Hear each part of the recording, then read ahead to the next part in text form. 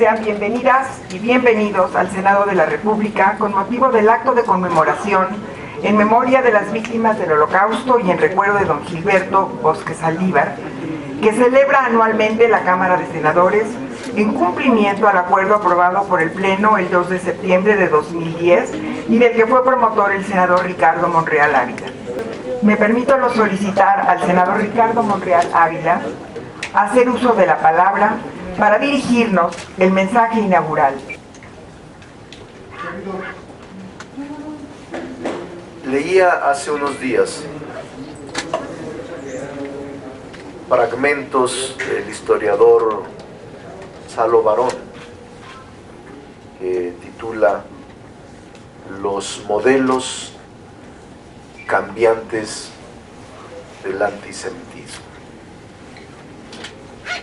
El autor concluye que la razón por la que el antisemitismo se ha extendido a lo largo de los siglos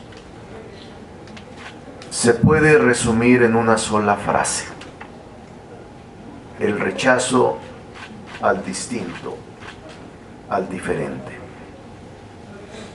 El solo hecho de que los judíos fueran distintos de sus vecinos,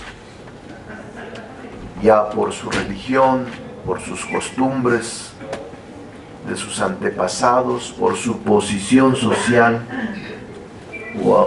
o su apariencia externa, basta para que fueran odiados,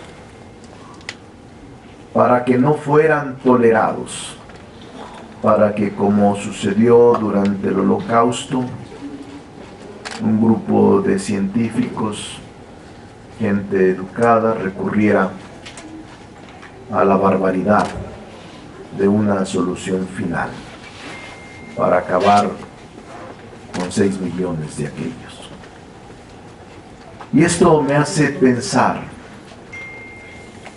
en la polarización, en la crispación, en la confrontación, en donde la diversidad genera rechazo y confrontación entre todos, entre los grupos sociales.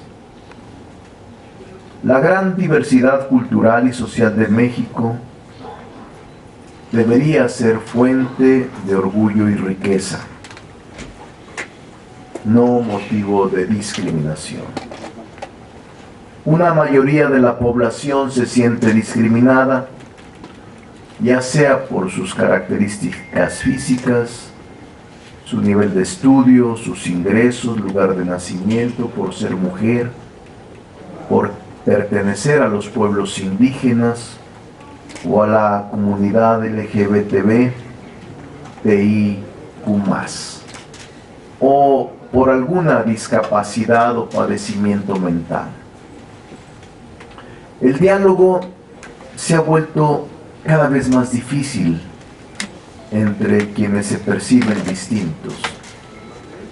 La polarización siempre obstaculiza los intentos de establecer espacios de participación y colaboración, al tiempo que la división y la distancia entre nosotros y nosotras crece. Se debilita la sociedad, su potencial se achica y nuestra espléndida diversidad se pierde bajo la idea de que pertenecemos a grupos opuestos, a buenos y malos, a correctos e incorrectos, los que están a favor y los que están en contra. La descalificación sistemática entre grupos de la población de cualquier sociedad da lugar a un elevado nivel de agresiones físicas y, en la historia, crímenes de odio y violencia. Necesitamos reconciliar a cada persona, que sepa el Estado y la sociedad valorar, y que sepa que necesita esa persona para poder ubicar a la diversidad como la herramienta que nos permita volvernos más creativos, tolerantes y productivos. Unir a México en su diversidad es crear una sociedad inclusiva, dinámica, productiva. Por eso es que tenemos que insistir en que no es posible que la desconfianza nos aleje. Al contrario, tenemos que generar una distancia entre nosotros, en la cercanía del diálogo. Es lo que asegura que todos y todos seamos escuchados. Que la política y los programas sociales de gobierno reflejen una comprensión de las realidades y necesidades de la gente. Colaborar es valorar la diversidad y recorrer que la necesitamos para generar las mejores soluciones a los problemas que enfrentamos. La historia nos ha dado lecciones que no debemos ni podemos olvidar. El otro, el distinto, no es el problema. El otro, el distinto, es parte de la riqueza de un país. Es parte de la creatividad, de la posibilidad de ensanchar nuestras mentes, de buscar oportunidades para todos y de cambiar, así como combatir profundamente la discriminación. No hay lección más terrible y clara que la que nos da el Holocausto, el caso extremo del antisemitismo milenario, el caso extremo de dividir a la sociedad en raza superior y raza inferior. Esa medida atroz costó la vida de 6 millones de personas, 1 millón de las cuales eran niños y niñas, y cobró también centenares de miles de vidas de otros diferentes, entre ellos gitanos, masones, personas de color y personas con padecimientos mentales. No podemos normalizar el antisemitismo. No podemos normalizar la discriminación y la desigualdad. No podemos normalizar la polarización. Un acto de conmemoración como este nos llama a asumir nuestra responsabilidad como ciudadanos, como servidores públicos. La lucha contra la discriminación, contra el antisemitismo, con responsabilidad de todos y cada uno de nosotros. Un día como hoy, 27 de enero, Día Internacional de la Conmemoración en Memoria de las Víctimas de Holocausto. Reflexionemos sobre lo que pasa en el mundo y hagamos un compromiso de reconciliación y de tolerancia. En este evento solemne y formal, la concordia debe de privar. Quiero a todos expresarles la bienvenida y recordar a Gilberto Bosques. Aquí en esta institución hay un instituto que se dedica a la política internacional y lleva su nombre. Por eso, a través de su hijo, a su familia, le extendemos siempre nuestro reconocimiento. Y a todos los que ahora nos visitan, les damos la bienvenida.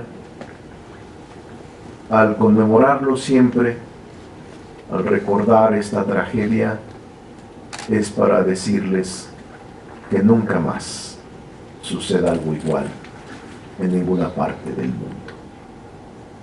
Bienvenidos a este evento. Saludos.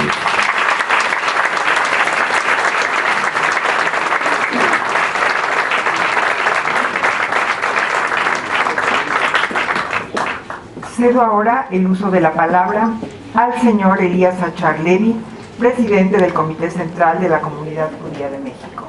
En este día se recuerdan a las víctimas del Holocausto y se reflexiona sobre la importancia de prevenir actos de discriminación y violencia que pudieran suceder en el futuro.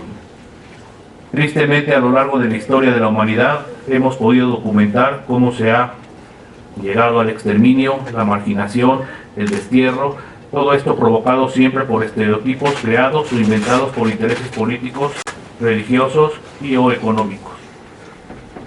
Es difícil entender que los seres humanos pierdan la capacidad de reconocer y respetar al prójimo en sus diferencias y atentar contra la integridad física y moral de las personas.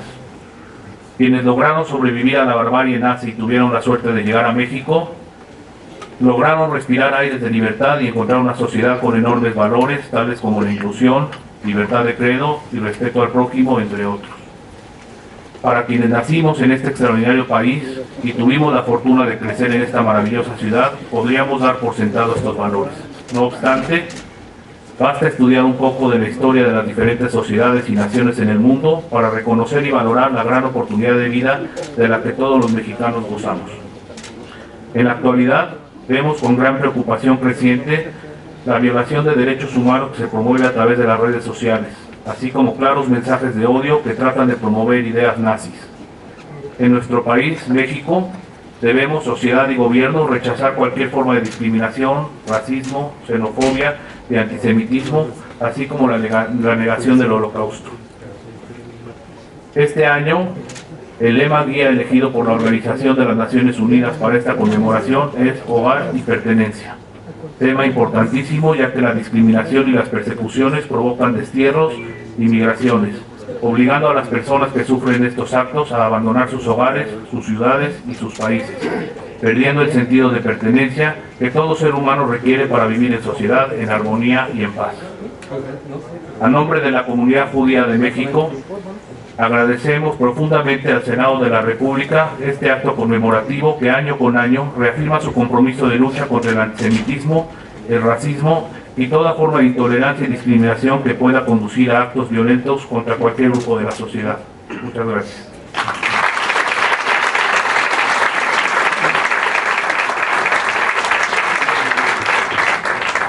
Elías Achar, gracias por sus palabras.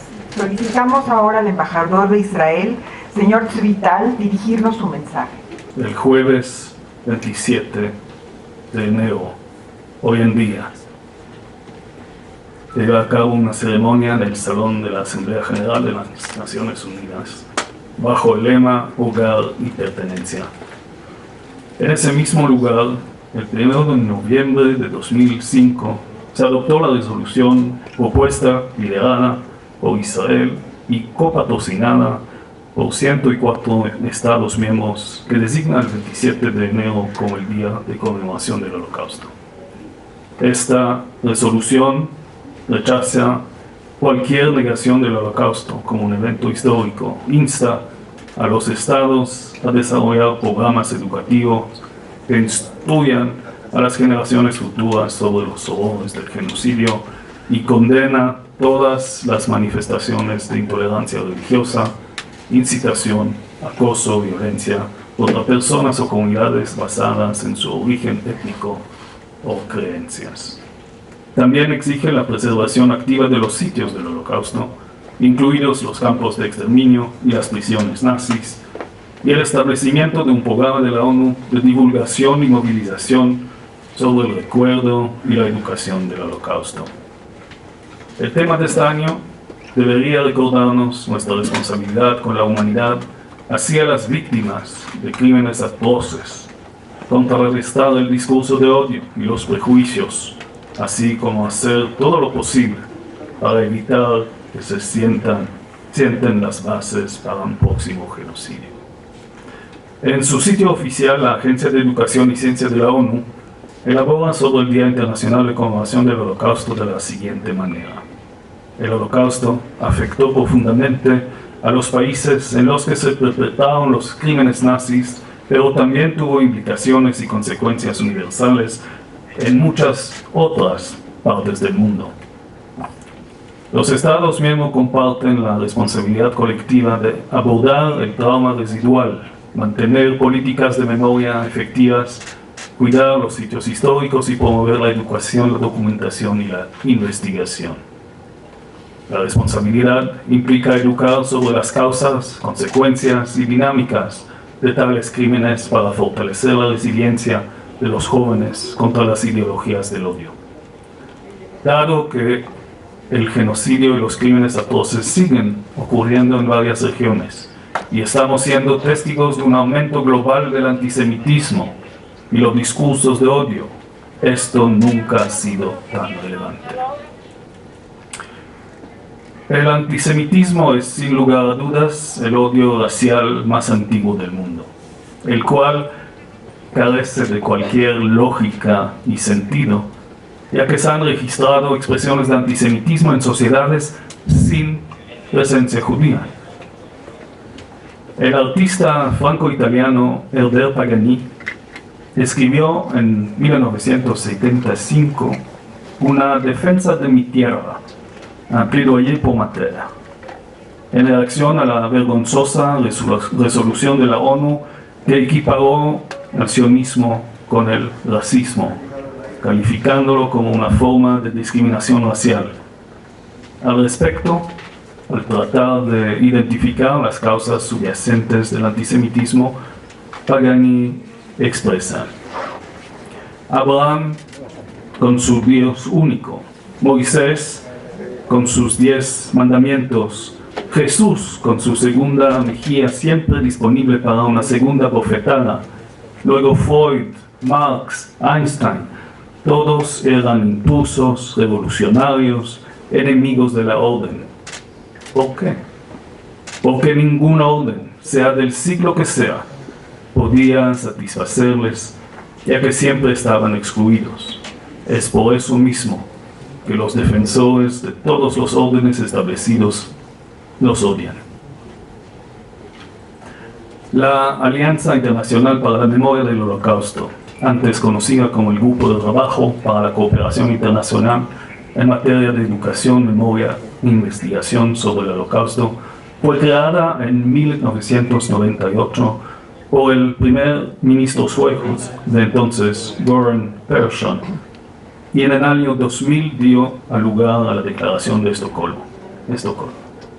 El 26 de mayo de 2016, los 31 países miembros de la AIRA adoptaron la definición práctica jurídicamente no vinculante de antisemitismo, tratando de introducir un planteamiento más metodológico. El antisemitismo es una cierta percepción de los judíos que puede expresarse como el odio a los judíos. Las manifestaciones físicas y retóricas del antisemitismo se dirigen a las personas judías o no judías y o a sus bienes, a las instituciones de las comunidades judías y a sus lugares de culto. Para orientar a la AIRA en su trabajo, se formularon ejemplos ilustrativos. Manifestaciones pueden incluir ataques contra el Estado de Israel concebido como una colectividad judía. A menudo el antisemitismo acusa a los judíos de conspirar contra la humanidad y a veces se utiliza para culparles de que las cosas vayan mal. Se expresa a través del lenguaje, de publicaciones, de forma visual o de las acciones y utiliza estereotipos siniestros y rasgos negativos del carácter. En el sitio oficial de AIRA se encuentran ejemplos contemporáneos de antisemitismo que puedan observarse en la vida pública, en los medios de comunicación, en las escuelas, en el lugar de trabajo y en la esfera religiosa. Muchos parlamentos alrededor del mundo ya han adoptado esta definición práctica de antisemitismo, siendo el acto de conmemoración en memoria de las víctimas del Holocausto, en el recuerdo de don Gilberto Bosque Salivar del Senado de la República, dedicado este año al antisemitismo ayer y hoy, y felicito al senador Ricardo Monreal por haber tomado la iniciativa de instaurar este acto. Quisiera exprimir mi deseo que el Congreso mexicano pueda examinar la posible adopción de dicha definición de antisemitismo. En este mundo polarizado en que vivimos, en donde surgen los antiguos demonios devastadores, esta definición práctica podría ser una herramienta adicional en promover la cero tolerancia hacia cualquier forma de discriminación y de odio raciales. El antisemitismo se ha comparado con el canario en la mina de carbón, algo cuya sensibilidad a las condiciones adversas lo convierte en un indicador útil en tales condiciones, algo que advierte de la llegada de un peligro o problema mayor. Esta sensibilidad hacia la injusticia y el odio que llevamos en nuestros genes y que corre por nuestras venas debe convertirnos a los judíos de todo el mundo en miembros de la sociedad que actúen con responsabilidad, dispuestos a denunciar y luchar contra la discriminación, la deslegitimación y la opresión de las minorías. En el espíritu de uno de nuestros mayores sabios, el rabino Akiva, quien dijo: lo que es odioso para ti, no se lo hagas a los demás. Diría yo, lo que ha sido dañino para ti a lo largo de los siglos, no permitas que otros lo experimenten. Gracias.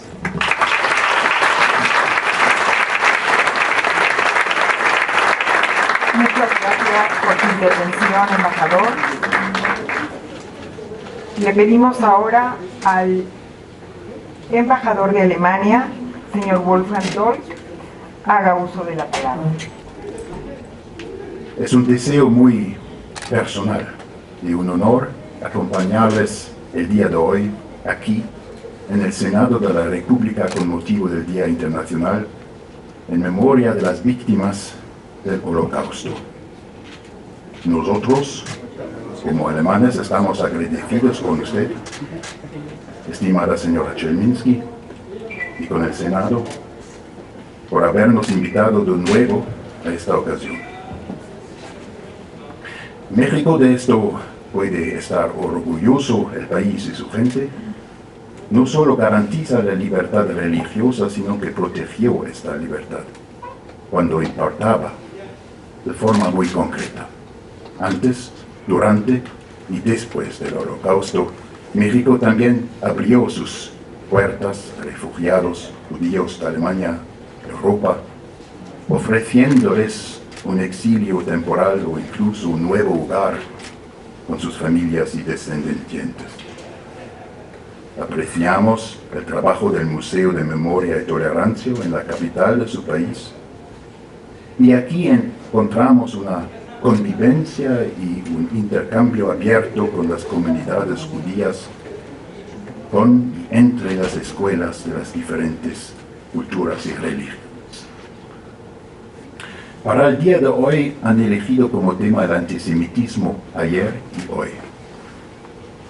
También en Alemania, y esto lo digo como embajador de mi país muy abiertamente, y tantas veces como sea necesario, necesitamos ser autocríticos y cuestionarnos hasta el día de hoy sobre este tema. La comparación entre la mayor catástrofe de la historia alemana y nuestro presente nos ocupará y debe ocuparnos hasta siempre en el futuro. Sí, podemos estar seguros de que muchos en Alemania han aprendido del pasado, y ciertamente la gran mayoría de nuestras ciudadanas y ciudadanas trabaja actualmente para garantizar que la vida judía en nuestro país puede volver a desarrollarse libremente y en todas sus formas. Sin embargo, es igual de cierto que demasiada gente en Alemania sigue propagando ideas antisemitas hoy en día. Las agresiones físicas a lugares de culto judíos o a conciudadanos de fe judía también siguen ocurriendo con demasiada frecuencia en la actualidad. Pero me infunde valor la unidad con la que la sociedad alemana se indigna ante tales ataques. Desde luego que no es suficiente con indignarse. Nosotros, los alemanes, debemos garantizar con hechos el nunca más ni vida del Holocausto. Nadie puede liberarse de esta responsabilidad. En la actualidad, el antisemitismo adopta a menudo una forma diferente a la del pasado. Se inserta en un estamento político, en parte parlamentario, que vuelve a ser activo, y no solo en Alemania. Hoy en día, el antisemitismo viene a veces con la fachada de un intelectualismo político. Que no nos dejemos engañar por el disfraz. Por ello es muy importante para mí este día y esta invitación en el Senado. Permanecemos unidos de la mano como alemanes y mexicanos en nuestra convicción, y lo que es igual de importante, lo hacemos visiblemente con nuestros amigos israelíes y polacos, representados hoy por sus respectivos embajadores, con cuyos países lamentamos a tantas víctimas y un sufrimiento tan inconmensurable por la Shoah. Como, por cierto, permítanme que lo digo en este punto, a las víctimas de la entonces Unión Soviética. Muchos otros países que tuvieron que sufrir los abusos de la Alemania nazi. Nosotros alemanes intentamos estar a la altura de nuestra responsabilidad ante la humanidad. Hay señales y momentos buenos, y no son pocos. Esto debería darnos esperanza y motivación para no cejar nunca en nuestra formación y educación de las generaciones futuras, y en nuestra conciencia diaria de que nuestra responsabilidad debe ser permanente. Justo cuando son cada vez menos los testigos contemporáneos que pueden contar su historia, la responsabilidad de la sociedad se vuelve aún mayor. Hay avances más pequeños y más grandes que podemos observar en Alemania, pero muchos de ellos envían importantes y duraderas señales. Por motivo de la fiesta de Hanukkah en diciembre pasado, Konstantin Pall se convirtió en el primer rabino militar nombrado en la República Federal de Alemania.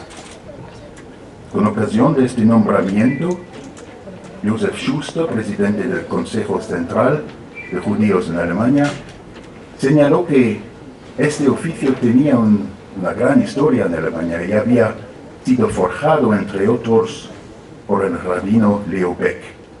Beck fue uno de los 30 rabinos de campaña al comienzo de la Primera Guerra Mundial.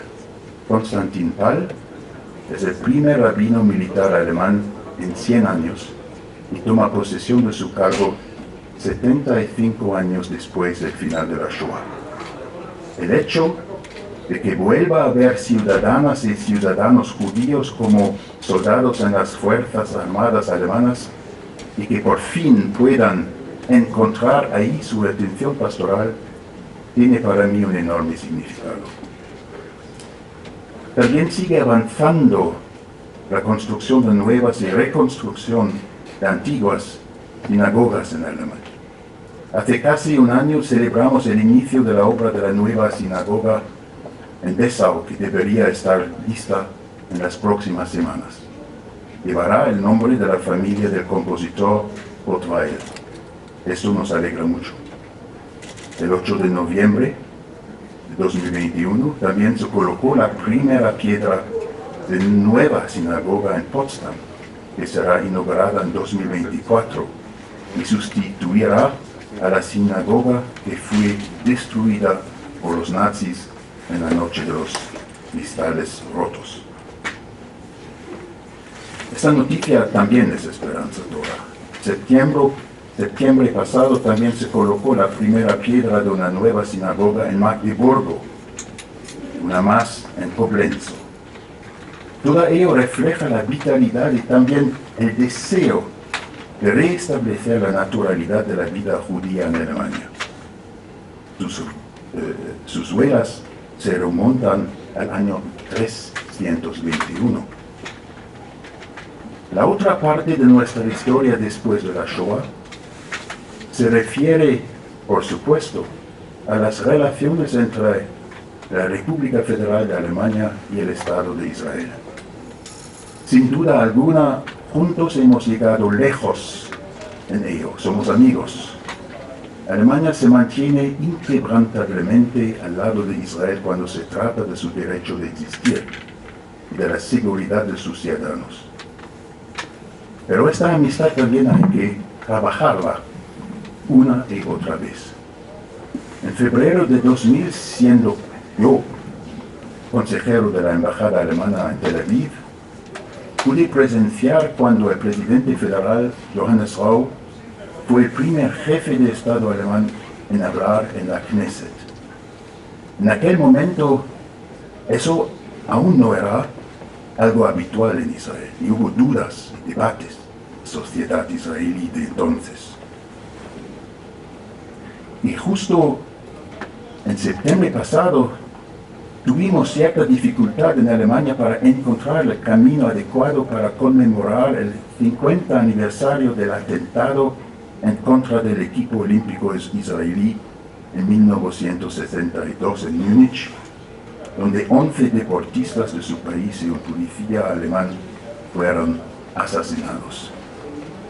Pero también en este caso logramos, especialmente los dos presidentes de nuestros países, reunirnos con las familias de las víctimas y encontrar las palabras que había que decir. Los primeros días de enero pudimos celebrar juntos un evento deportivo histórico, los primeros Juegos Macabeos de invierno en Ruhpolding, Alemania. Estos Juegos de invierno se celebraron por primera vez en 1933 en Polonia y por última vez en 1936 en la antigua Checoslovaquia. Ahora, 350 deportistas de invierno judíos de todo el mundo volvieron a reunirse por primera vez con nosotros en Alemania. ¡Qué maravilla! Me gustaría concluir con una escena que también surgió durante la Hanukkah de 2022 en el Palacio de Bellevue, sede belenesa del presidente alemán bien conocido, Néstor Zanaro. Frank-Walter Steinmeier recibió ahí a Yehuda Mansbach, quien trajo a Alemania por primera vez el candelabro judío de sus abuelos. Con motivo de la fiesta de las luces, como también se le conoce a la Hanukkah, Yehuda Mansbach encendió las primeras dos velas de ese mismo candelabro que su abuela, la rabanita Rachel Posner, se llevó consigo la vez que huyó de Alemania. Antes, en 1931, ella lo dejó asomar valientemente por la ventana de su casa en Kiel, cuando los nazis ya causaban estragos en el exterior. En la actualidad, el candelabro pertenece a Yad Vashem y es un símbolo de la iniciativa Mostrar la Luz. Cito nuevamente al presidente Steinmeier. Por eso, todos y cada uno de nosotros debemos oponernos siempre a cualquier forma de antisemitismo. Nadie debe mirar hacia otro lado. Tenemos que oponernos. A estas palabras, señoras y señores, no tengo nada que añadir. Muchas gracias.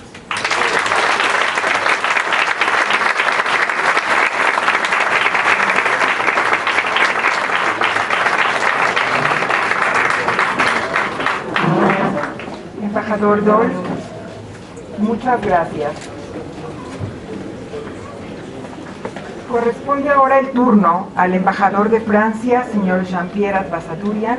Hace ya más de 77 años del fin de la Segunda Guerra Mundial, el conflicto que más muertos ha causado en la historia de la humanidad y en el que todos pagamos un precio altísimo. Hoy es el aniversario de la liberación del campo de concentración y de exterminación de Auschwitz-Birkenau. Es una fecha en la que se conmemora la memoria de todas las víctimas del Holocausto y que en lo personal me ha quedado grabada. Con mucha emoción recuerdo que acompañé el 27 de enero de 2005 al entonces presidente Jacques Chirac y una gran mujer, Simone Veil, a Auschwitz-Birkenau para conmemorar el 60º aniversario de esta liberación y recalcar la importancia de la concientización contra el olvido. Para Francia, el deber de memoria es nuestra responsabilidad imprescindible, para que nunca se olvide o se intente tergiversar la realidad de los horribles hechos de aquellos tiempos. Lo dijo nuestro presidente Emmanuel Macron, se lo debemos sobre todo a las jóvenes generaciones, para que nunca se olvide la Shoah, para que nunca se repita la atrocidad de nuestra historia, para que ningún joven europeo pueda ignorarla. Porque ignorar es correr el riesgo de que ciertas personas revivan la retórica de lo peor.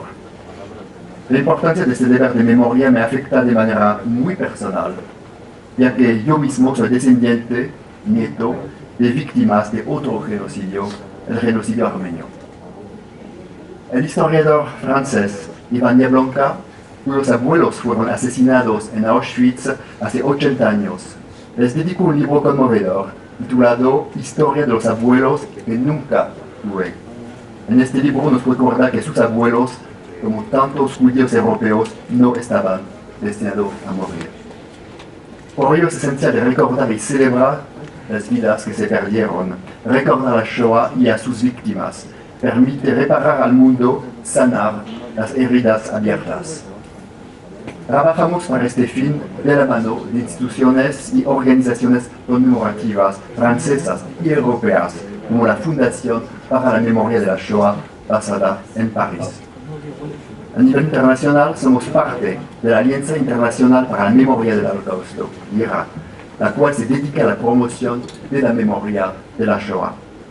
También estamos muy comprometidos con el proceso de reparación y de restitución de los bienes robados a las víctimas del Holocausto. Conmemorar este evento sin precedentes en la historia nos permite recordar la importancia de la paz entre las naciones. Esto es aún más vital en un momento en el que la guerra ha regresado a Europa con la invasión rusa a Ucrania, en el que siguen produciéndose genocidios y atrocidades en varias regiones del mundo, y en el que asistimos a un aumento a nivel mundial del antisemitismo y de la incitación al odio. Esos encuentros conmemorativos nos hacen reflexionar sobre las peores atrocidades que puede cometer el ser humano, pero también sobre los grandes actos de valentía y de sacrificio que han realizado algunos a favor de la humanidad. Gilberto Bosques fue uno de estos últimos. Quiero celebrar en nombre de Francia la memoria de este eminente diplomático mexicano que vivió la Segunda Guerra Mundial en Marsella, donde se desempeñó como cónsul general de México. Fue un gran defensor de los derechos humanos al prestar asistencia a miles de personas, en su mayoría judíos y republicanos españoles que huían las persecuciones.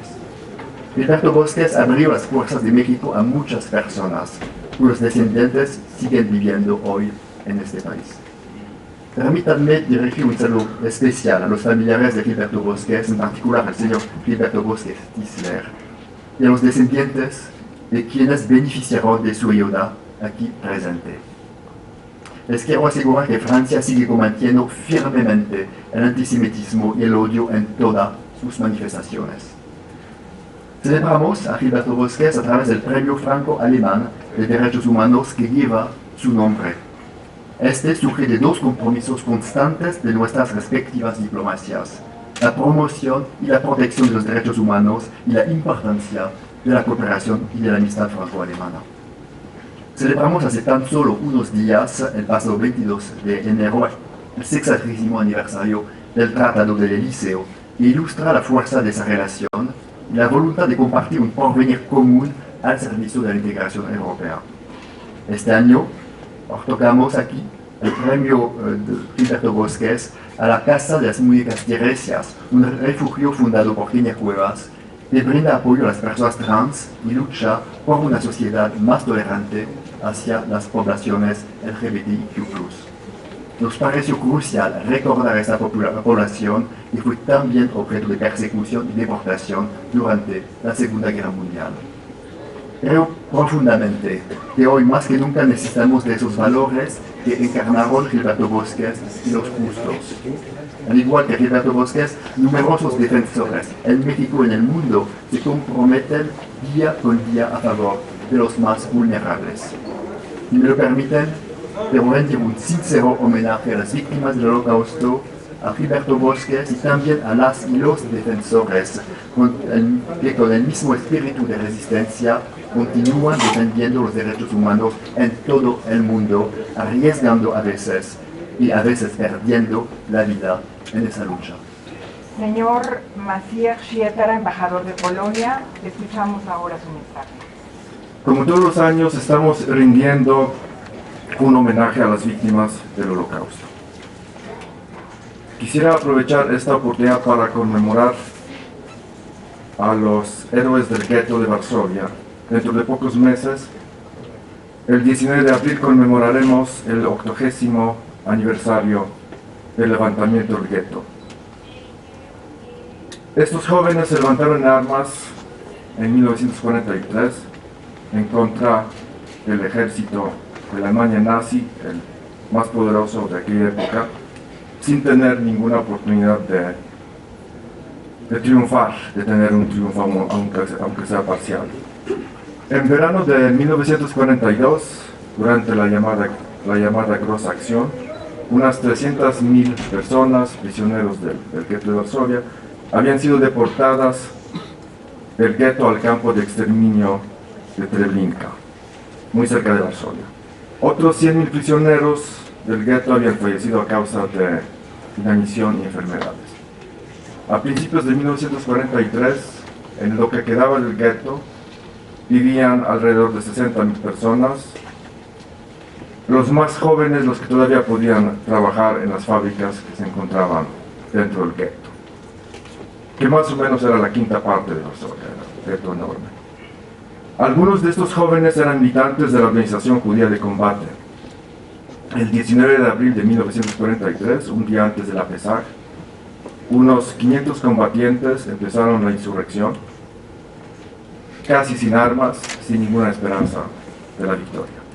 Los combates duraron hasta el 16 de mayo, cuando los soldados nazis hicieron dinamitar la gran sinagoga de la calle Tumansky. Con este acto de máxima barbarie, el barrio judío de Varsovia cesó de existir, como dejó de existir un fragmento esencial de Polonia.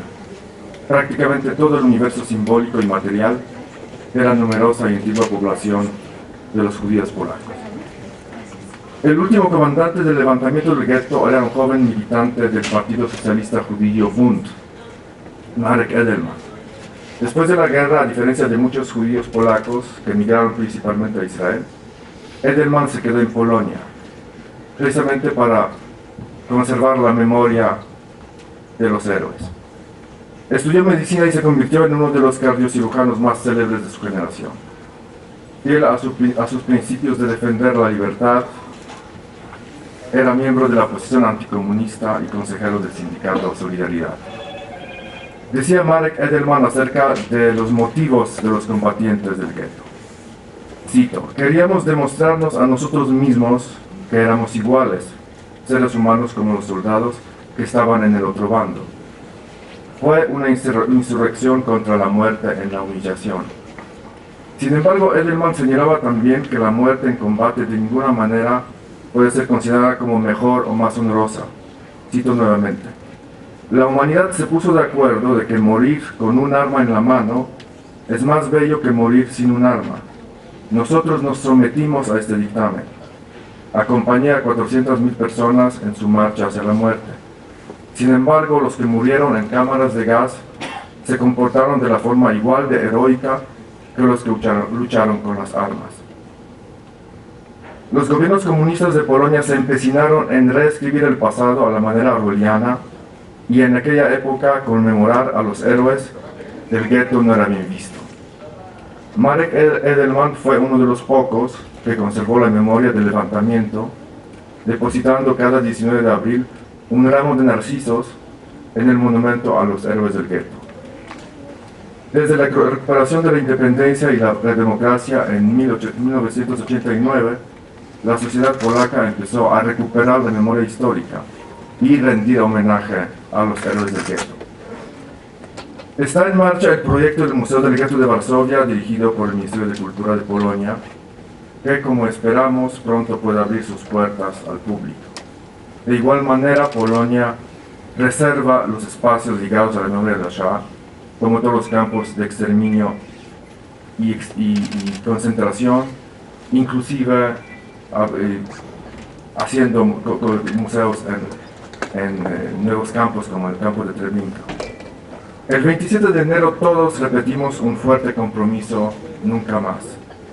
Desafortunadamente, desde el final de la Segunda Guerra Mundial, en todo el mundo han ocurrido incontables masacres, crímenes de guerra y de genocidio, alimentados por ideologías que desprecian la vida, minimizan al otro y lo convierten en un ser subhumano. Uno de los trágicos ejemplos es la actual guerra en Ucrania, donde el ejército ruso ha cometido numerosos crímenes de guerra y otros crímenes, como secuestros de niños ucranianos, que pueden ser considerados como crímenes de genocidio. El compromiso de nunca más nos exige solidarizarnos con las víctimas de la barbarie, con los débiles y los olvidados. ¿Qué define la trascendencia de los seres humanos? ¿Qué hace que un hombre, una mujer, uno entre miles, uno entre millones, uno en el tiempo, uno a través de los tiempos, se convierta en sujeto de la historia y no en objeto de la misma? No en una hoja más que arrastre el viento, sino en el mástil, en el timón que conduce la embarcación de la humanidad en medio de cualquier tormenta y la lleva a buen puerto. ¿Qué convierte a un hombre sencillo, a un ser anónimo, en un personaje, en un prócer, en un héroe? Solo a los héroes se les rememora en homenajes póstumos, postreros, porque su memoria ha de preservarse, porque su ejemplo debe inspirar a las generaciones que les suceden. Por eso estamos hoy aquí reunidos. Pero también estamos aquí reunidos porque la humanidad tiene que remembrar, tiene que rememorar los hechos siniestros, los eventos que nos avergüenzan como especie, también para aprender a corregirnos, para aprender a reconciliarnos con nuestra condición humana. Alberto Bosques Saldívar es orgullo de Puebla, de México y del internacionalismo solidario. Es un verdadero prócer y el mundo libre le debe un gran reconocimiento y un homenaje perenne, pues su desempeño humanitario y sus acciones solidarias y justicieras fueron formidables y de enorme trascendencia para el orbe y especialmente para algunas comunidades internacionales.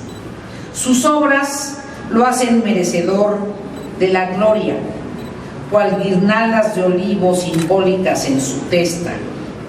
Y eso es lo que hoy reafirmamos: reconocimiento y memoria. Porque él contribuyó a salvar por lo menos a 40,000 personas a quienes les entregó las visas mexicanas para que fueran recibidas legalmente en nuestro país y aquí se les albergara, facilitándoles previamente espacios para que pudieran permanecer temporalmente con la debida protección y respiraran así el oxígeno indispensable en un ambiente pacífico propicio para ejercer sin taxativas su libertad, la libertad indispensable y vital para prolongar sus existencias. Gilberto Bosques Saldívar, desde sus años mozos, fraguó su camino y conquistó un destino luminoso, pues participó en la Revolución Mexicana, unido a la valerosa familia Cerdán en su tierra natal. Fue un rebelde y brillante político, llegó a destacar como legislador, dejó huella también de sus inspiraciones poéticas y literarias, siendo también editor del periódico El Nacional. Más tarde recibió el nombramiento por parte del presidente Lázaro Cárdenas para servir como nuestro lúcido representante en España, Austria y Francia, en los aciagos y terribles días de la Segunda Guerra Mundial, y constató las terribles infamias del nazismo y del fascismo que reprimió y asesinó a millones de personas. Este gran mexicano, sin embargo, supo oponerse y enfrentarse con inteligencia, valentía, sensibilidad y gran compromiso humanitario a tan grande vileza. Así se forjó el héroe. En la conjunción de contexto, circunstancia, valor civil, oportunidad, temple, comprensión de la situación y conocimiento de los instrumentos que le permitieron superar la complejidad de un contexto, dándole otro rumbo a la historia de miles de personas. Hoy somos lo que somos gracias a los que nos precedieron. Aquellos cuyos trabajos y risas, triunfos y lágrimas han dado forma al mundo que hoy conocemos. Hay héroes conocidos, reconocidos y desconocidos. Todos aquellos civiles que vivieron y murieron en una guerra de tal magnitud son grandes héroes. Asimismo, son heroicos los soldados que combatieron a aquellos que deseaban la tierra ajena. Podemos verlos a través de una imagen, podemos viajar a través de las páginas escritas de la historia, tocando el alma de los lugares, así como en las memorias compartidas de nuestros mayores. Juntos forman una familia de personas notables que vivieron un impresionante acontecimiento en el tiempo. Cada uno de nuestros ancestros es un recordatorio de que nosotros escribimos nuestras propias historias, que en el horizonte nos esperan nuevos tiempos y nuevos desafíos. Ellos son un homenaje a aquellos que se esfuerzan, a aquellos que se preocupan y se ocupan, y a aquellos que se atreven. Esta hermandad creó un puente entre el pasado y el futuro. Cada uno de ellos es único y bello, y todos confieren grandeza. Sus logros personales permanecen anclados en nuestra memoria colectiva, inspirándonos y honrando su herencia y su legado. Muchas gracias.